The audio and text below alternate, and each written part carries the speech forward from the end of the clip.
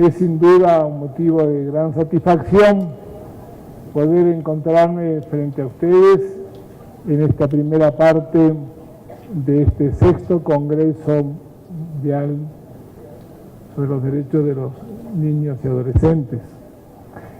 Y no puedo menos que agradecer a los organizadores, al gobierno de Puebla, al DIF nacional, al DIF estatal de Puebla, al DIF municipal de Puebla, al Instituto Poblano de Derecho de Familiar, al DIA, la Asociación para los Derechos de la Infancia y la Adolescencia, y a los muy queridos amigos de la Red por los Derechos de la Infancia de México.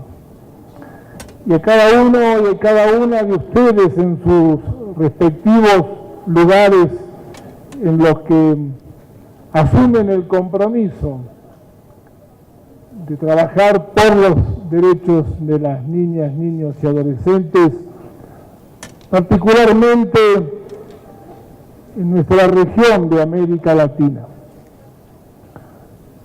Varios de los expositores que dieron inicio en el Presidium hicieron referencia a las connotaciones de la fecha. Por un lado, los 25 años efectivamente de la Convención, que tendremos oportunidad en otros espacios de este Congreso de evaluar, de medir su impacto, de advertir los avances y detenernos a examinar los obstáculos y dificultades para progresar en la plena implementación de los principios y disposiciones de la Convención. Pero los organizadores han tomado una valiente decisión que con dignidad la asumen, pudiendo haber encontrado otros caminos de menor grado de complejidad. Pero han tomado la decisión de que el tema introductorio esté situado en el marco del derecho a vivir libre de violencia. Han colocado el capítulo de la violencia en un lugar destacado y quiero honrar con algunas reflexiones esta decisión de enorme trascendencia para este Congreso, pero para los efectos que este Congreso pueda producir en todas las regiones del mundo, pero particularmente en nuestra América Latina. Cuando hace 25 años, y un poco antes, cuando nos tocó participar en la redacción de la Convención sobre los Derechos del Niño, ocupando distintas instancias que por entonces me correspondieron, y donde América Latina era una animadora permanente de un debate encendido en torno a los contenidos de la Convención que luego se plasmó en la aprobación de 1989 en la Asamblea General. Hubo temas que se habían incorporado como novedad en la Agencia de la Niñez para entonces. UNICEF, en el Año Internacional del Niño, 1979, había planteado que sobre el escenario de la niñez nuevos desafíos se habían instalado que no se alcanzaba a cubrirlos solo atendiendo a medidas asistenciales o de promoción de medidas que asistieran las necesidades básicas de la niñez y la adolescencia en el campo de la educación, en el campo de la salud, en el campo del acceso a la vivienda digna, a un medio ambiente adecuado. Había advertido que nuevos desafíos se habían encontrado en el escenario internacional. Y uno de ellos, con particular énfasis, el informe de UNICEF marcaba la preocupación por el reclutamiento de niños como niños soldados en distintas partes del mundo. También con preocupación advertía que en sitios como América Latina y en el sur particularmente de América Latina, los años 70, marcados por feroces dictaduras militares o guerras civiles en Centroamérica, había dejado gravísimos saldos en materia de violencia contra los niños, expresado entre otras modalidades en la desaparición forzada de personas y de niños en particular, acompañados de sus padres o retirados del seno de su familia para ser apropiados y destruida su identidad. Esto quedó reflejado en el texto de la Convención que hoy celebra sus 25 años. Diferentes artículos dan cuenta de esta realidad. También coincidió casi en simultáneo con la caída del muro de Berlín, como bien lo dijo el gobernador de Puebla hace un momento, con nuevas ilusiones y nuevos sueños en el mundo, con nuevas esperanzas en democracias que se modernizaran, que garantizaran mayores oportunidades a todos los sectores, que superaran mecanismos de discriminación y que los muros, al caerse en Berlín, representaran un símbolo de una nueva era en la capacidad de encuentro entre las diferencias. También tenemos que reconocer que cuando celebramos en estos días los 25 años de la caída del muro de Berlín, en recuadro muy pequeño, alguna agencia de noticias, muy pequeño, nos recordó que de entonces para acá están en pie 26 muros en distintas partes del mundo. Y cada muro representa un desafío, nos está interpelando y representa un dato de violencia implícita de enorme significación. Sea por lo tanto mi primera reflexión al decir que celebrando los 25 años de la caída del muro de Berlín, en nombre del derecho de los niños a vivir libres de violencia, breguemos desde este Congreso para que ningún muro separe a los hombres, a las mujeres y a los niños en ningún lugar de la tierra.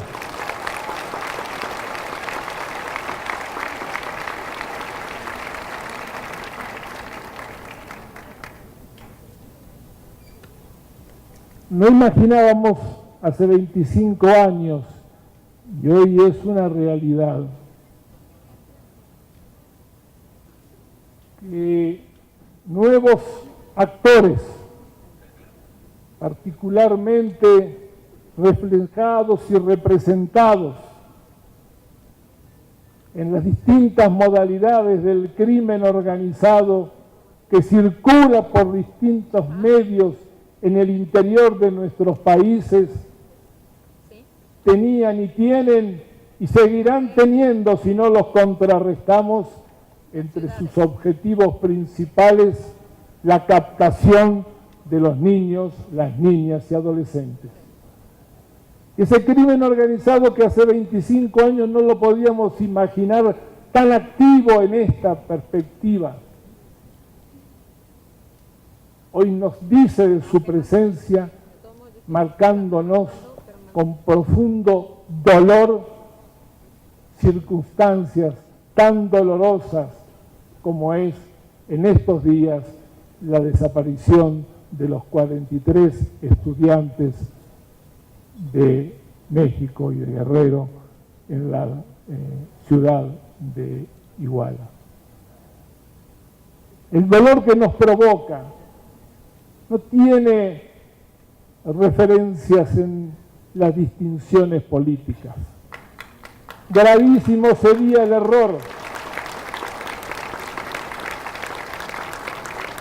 Gravísimo sería el error de utilizar estas dolorosas circunstancias para efectuar aprovechamientos de ese orden o especulaciones en ese sentido. Porque así como dijimos del muro, frente a estos jóvenes, frente a una demanda que el mundo exige que en ningún rincón sigan progresando los mecanismos del crimen organizado y los estados se sientan a veces impotentes para detenerlos y las sociedades terminen en circunstancias de esclavitud y los niños casi como nuevos soldaditos de estas realidades, también desde este Congreso tenemos que afirmar nuestra firme convicción y la firme decisión de no bajar los brazos hasta darle la garantía a todos los niños y adolescentes del mundo que se va a concluir con los métodos de la desaparición forzada y del crimen organizado, utilizándolos para sus viles intereses.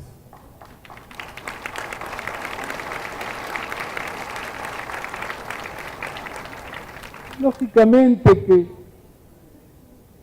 la perspectiva del análisis de la violencia está recorriendo distintos campos, incluyendo el campo académico, que analiza, investiga, establece líneas metodológicas, campos de construcción de indicadores que permitan categorizar las diferentes modalidades de la violencia. No podríamos decir que la violencia que abarca el universo de la niñez está siendo ignorada por el campo académico.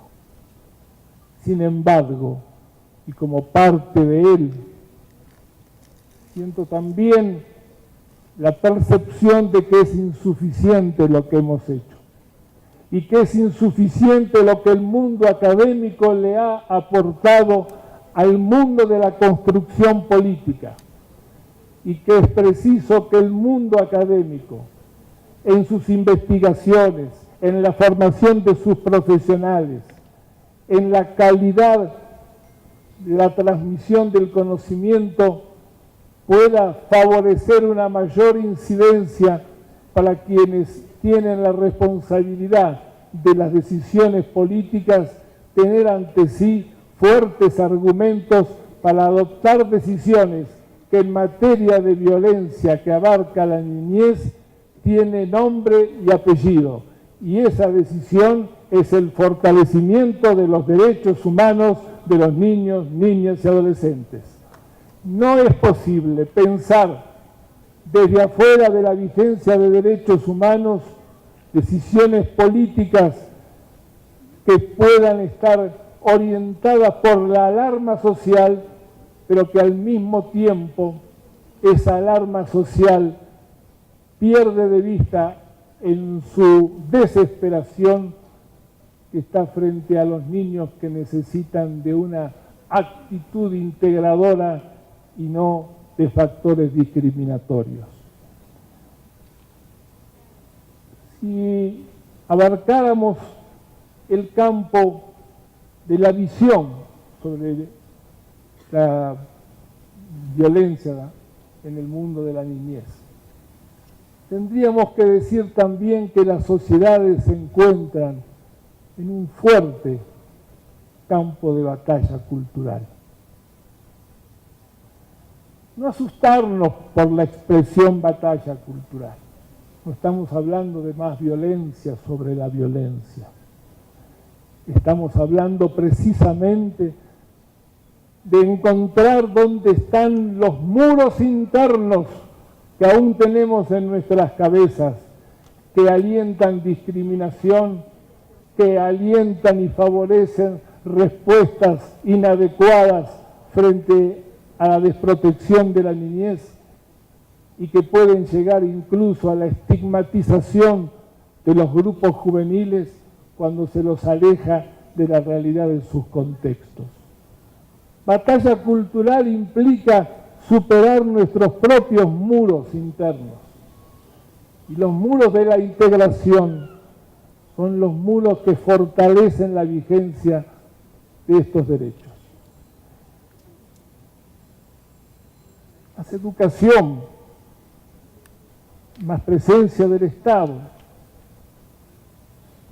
más rigor en las decisiones que impidan que la impunidad prevalezca por sobre la justicia. Son reclamos de democracias modernas, participativas, que reconoce en cada niño y en cada joven una voz que debe ser escuchada y una circunstancia de desarrollo y crecimiento que pertenece al campo de una mayor ciudadanía, y para ejercer esa ciudadanía necesita garantías, seguridades y protecciones sobre la violencia que lo pueda rodear. Batalla cultural, por lo tanto, es una de las grandes consignas de estos 25 años de convención.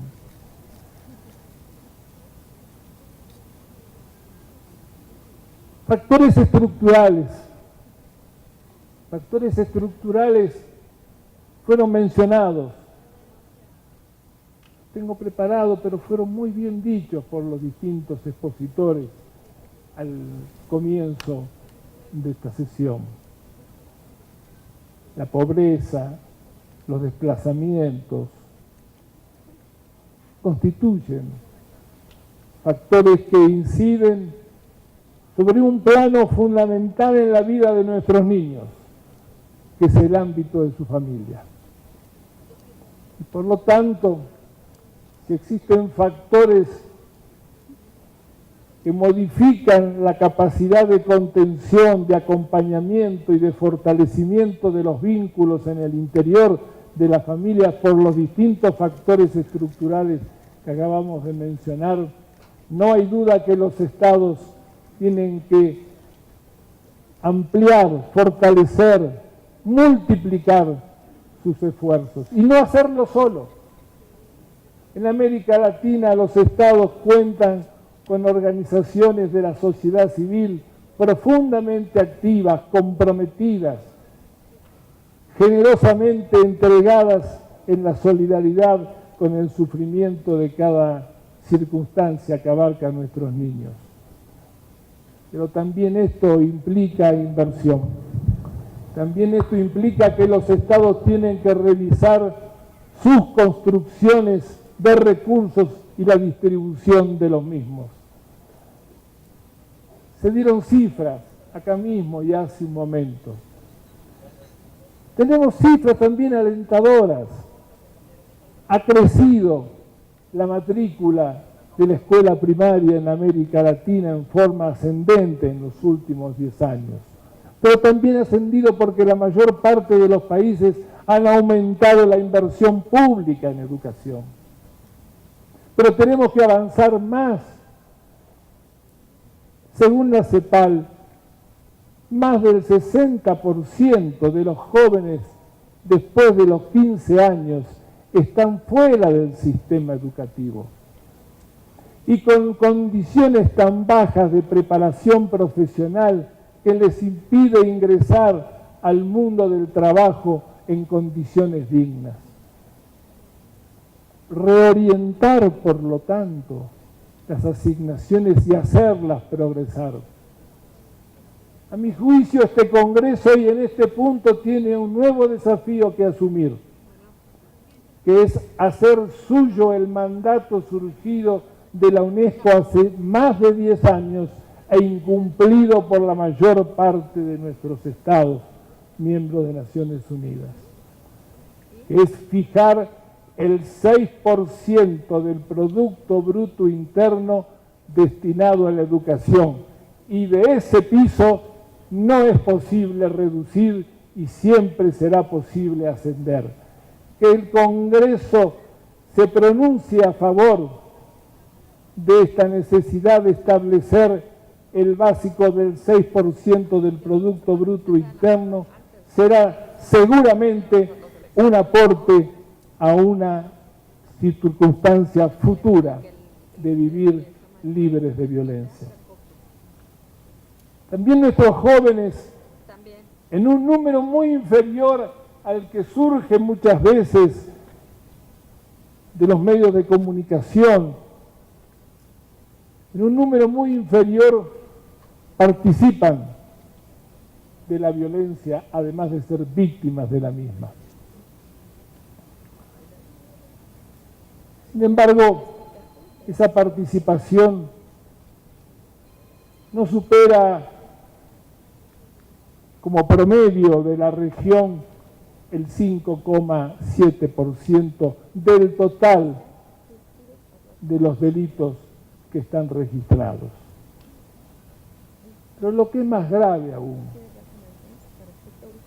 que ese número bajo en relación al universo del delito, comienza a haber una nueva preocupación, que no es solo la participación del joven en un delito, que es predominantemente de delito menor. La grave preocupación es tener en cuenta cuáles son los jóvenes que llegan a las instrucciones penales preparatorias. En mi país, los jóvenes que llegan a las instrucciones penales preparatorias tienen un promedio de tiempo escolar de 3 años, 7 meses. 3 años, 7 meses. Cuando la Ley de Educación Nacional prevé un plazo extendido de 13 años como educación obligatoria. Son estos niños, son estos jóvenes los que terminan en el sistema penal predominantemente.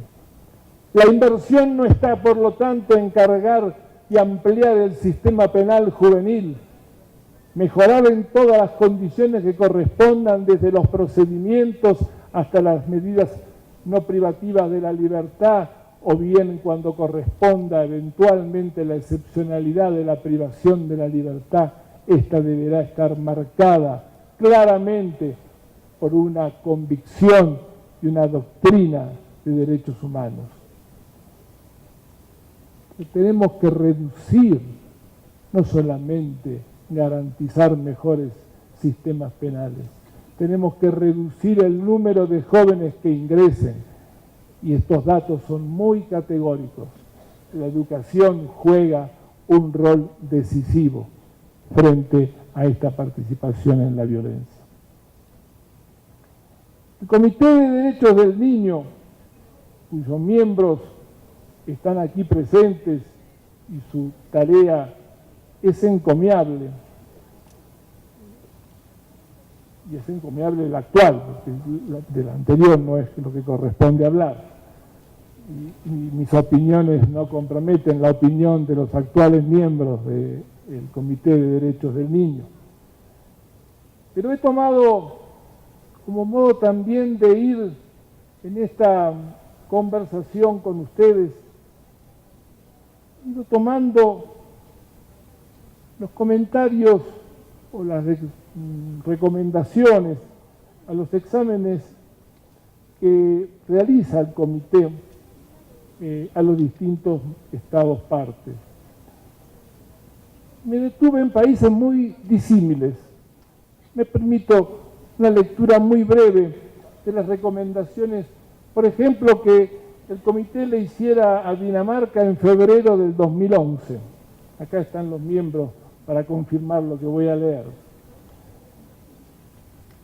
En el párrafo 39, el comité le dice al Estado de Dinamarca: el comité insta al Estado parte a que adopte medidas para garantizar que se prohíban los castigos corporales en todos los entornos y en todo su territorio, y a que ponga en marcha programas de sensibilización y educación de la población con el fin de fomentar el uso de otras medidas disciplinarias acorde con la dignidad inherente al niño, teniendo debidamente en cuenta la observación número 8. Y fíjense en lo que, en el mismo sentido, es decir, en la observación final a Costa Rica, en junio del 2011, y sobre el mismo tema, el comité que celebraba la aprobación de la ley 8654, como acá celebramos la aprobación de la reciente ley general de niñez que se ha aprobado en la Asamblea de la Unión.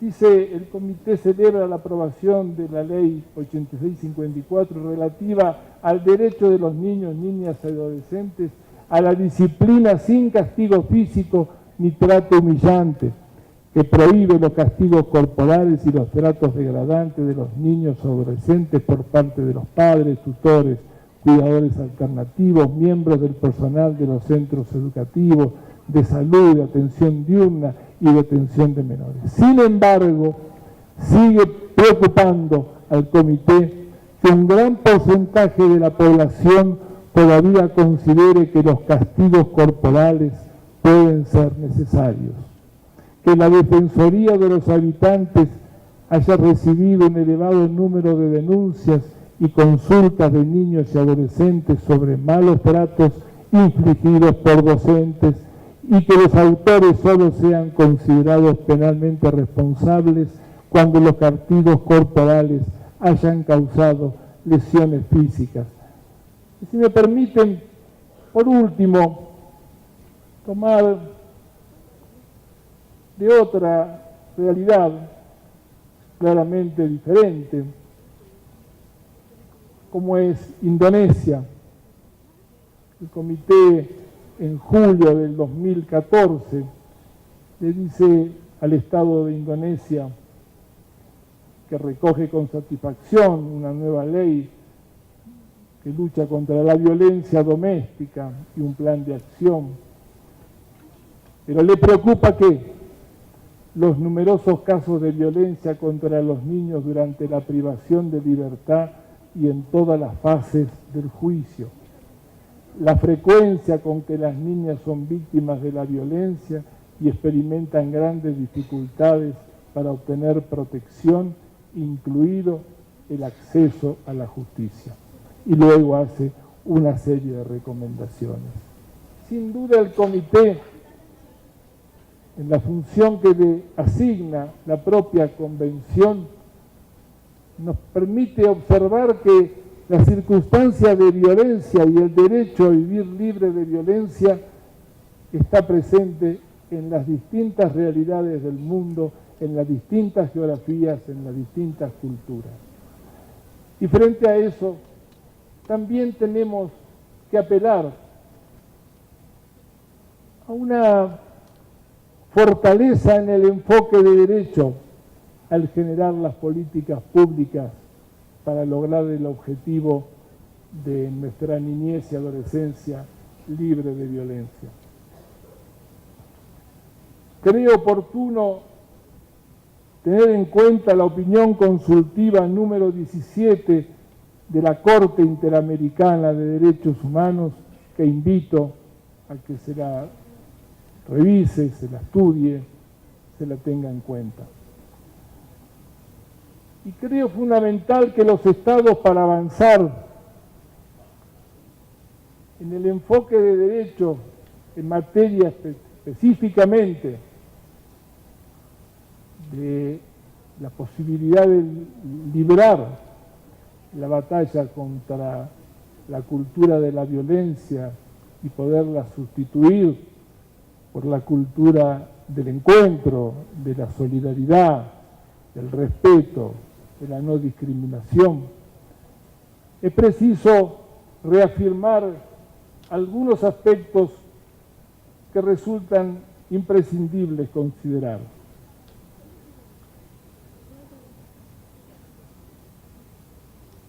Sin la coordinación suficiente y en la que México nos ha dado la señal tan importante esta mañana de que la nueva ley prevé un nivel de coordinación horizontal y vertical del Estado.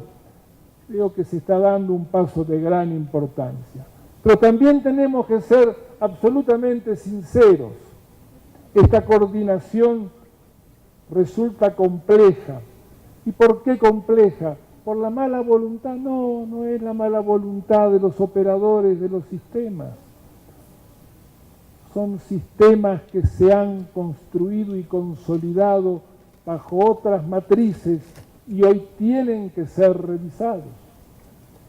El diálogo de distintas esferas de la administración pública o judicial, administrativa, es un diálogo permanente sobre el cual es muy difícil avanzar, aunque la ley lo esté señalando taxativamente.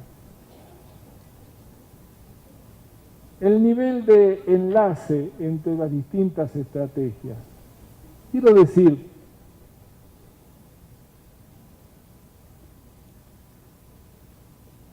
en muchas de nuestras sociedades la inseguridad se ha constituido en un dato de permanente preocupación. Los encuestadores de distintas características suelen señalar a la inseguridad como la categoría más alta de preocupación de las sociedades urbanas, fundamentalmente urbanas. Toda sociedad tiene derecho a vivir en paz. Toda sociedad tiene derecho a que su vida cotidiana no se vea amenazada por condiciones que interrumpan la misma con algún acto de violencia. Quiero decir entonces, nadie le puede reprochar a ninguna comunidad que reclame la convivencia en paz. El camino de encontrar la respuesta es el gran debate que tenemos en el mundo y particularmente en nuestra región. Elegir el camino no es ensayo y error permanente. Elegir el camino de las estrategias que le den respuesta a esa alarma social no puede aparecer como un frente contradictorio con el avance en la promoción y protección de los derechos humanos de ciudadanos adultos o de ciudadanos niños y adolescentes. Es posible encontrar el camino por el cual las democracias de nuestra América Latina resuelvan este conflicto de manera superadora, no haciéndole concesiones a la injusticia, ni haciéndole concesiones a los horribles chantajes a que el crimen organizado pretende subordinar la voluntad política de los estados democráticos.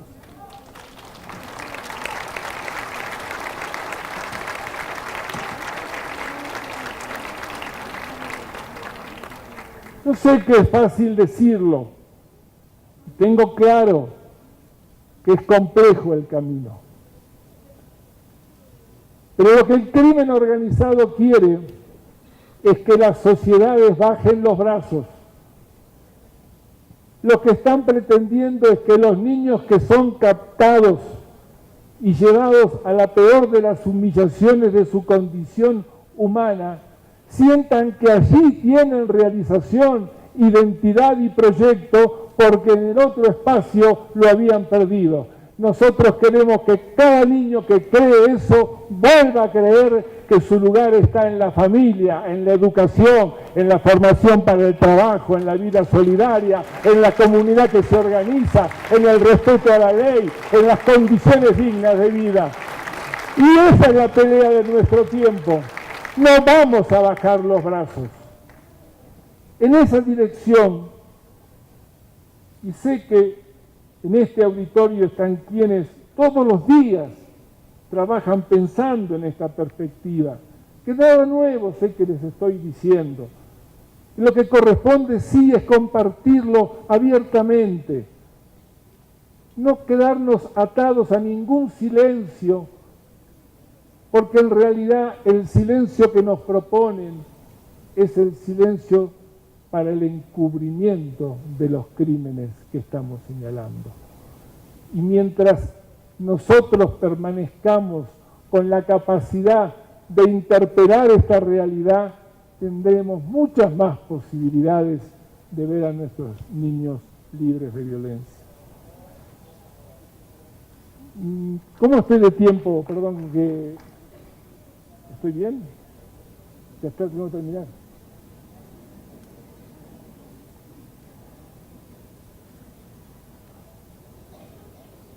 Tenía algunas cosas más. No, pero sé que vine atrasado y... A ver, si puedo ser sencillo. Yo no me gusta cargar una conferencia con datos, pero tampoco me gusta privar de cierta información. El campo de la salud, por mucho tiempo, pareció un campo ajeno a estos temas. La violencia y la salud no tenían mucho que decirse. Y los sistemas de salud parecían como estar alejados de esta preocupación. La Universidad de Buenos Aires y otras universidades también me han ido a preguntar al sistema de salud: por favor, queremos información sobre la mortalidad adolescente, porque ustedes nos han hablado siempre de la mortalidad infantil, de 0 a 1 año o bien hasta 5 años. Tenemos cifras alentadoras en la región respecto a esto. Pero así como tenemos cifras alentadoras respecto a la reducción de los índices de la mortalidad infantil y de menores de 5 años, tenemos cifras desalentadoras respecto de la mortalidad adolescente.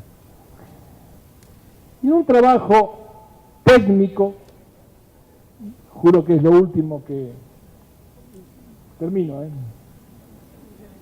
pero me parece importante.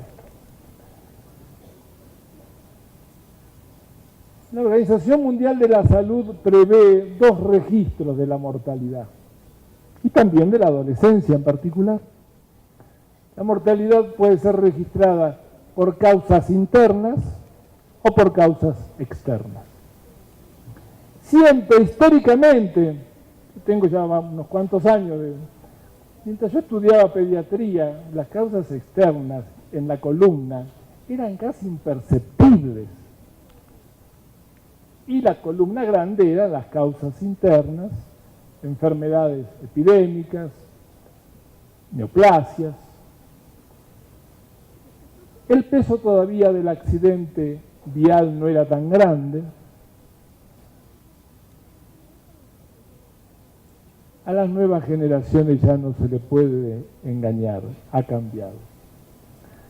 En la provincia de Buenos Aires, la tomo no solo porque soy de ella, sino porque la provincia de Buenos Aires junto con el DF de México y San Pablo de Brasil son los grandes distritos de concentración que permiten señalar tendencias sobre estos temas.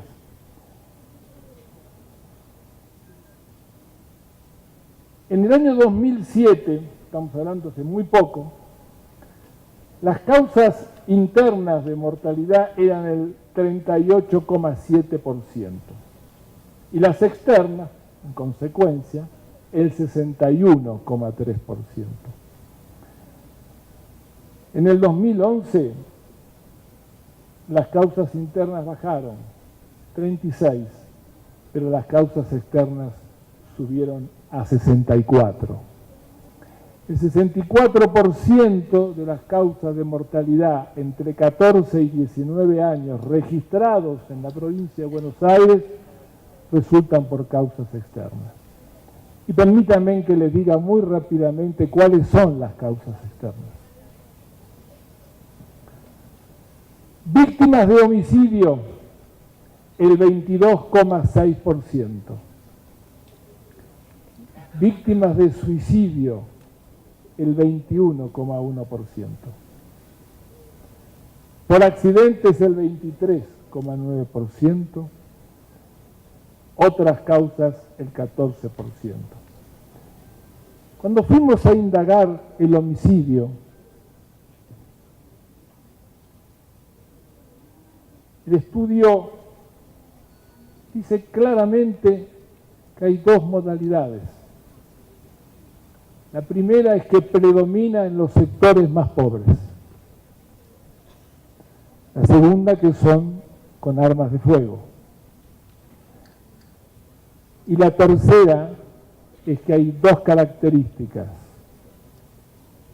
Las señalan como enfrentamientos o en acción justificada como acto de servicio por parte de agentes de las agencias de seguridad. Con lo cual estamos frente a una situación muy preocupante que está en toda América Latina. La circulación de armas en los sectores más pobres de nuestras comunidades y los adolescentes como principales destinatarios de las armas. Desarmar a nuestros adolescentes no es simplemente privarlos de la libertad y encarar el juicio penal que correspondiere, sino garantizarles otro proyecto de vida. Y termino con esto. El mismo grupo de investigación trabajó sobre el núcleo más pobre, preguntándole cuál pensaba que sería su situación en los próximos 5 años. El 32% contestó que pensaba que iba a estar muerto. Este es un estudio de la Universidad de Buenos Aires que tiene proyección seguramente en Brasil, que tiene proyección en otras partes de América Latina. Termino diciendo simplemente, el Congreso, al asumir este tema en la inauguración del mismo, nos ha convocado a redoblar nuestro esfuerzo para que un mundo libre de violencia sea posible para nuestros niños, para nuestras niñas, para nuestros adolescentes y para todas las comunidades que habitan en la tierra. Muchas gracias.